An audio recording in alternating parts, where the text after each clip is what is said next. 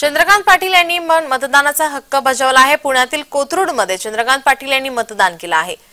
आज सर्वच दिग्गजांच्या प्रतिष्ठा पणाला लागलेल्या आहेत। सर्वच नेते उमेदवार मतदान केंद्रावर पोहोचतायत, मतदान करतायत। नागरिकांना या ठिकाणी मतदानासाठी आवाहन करतायत।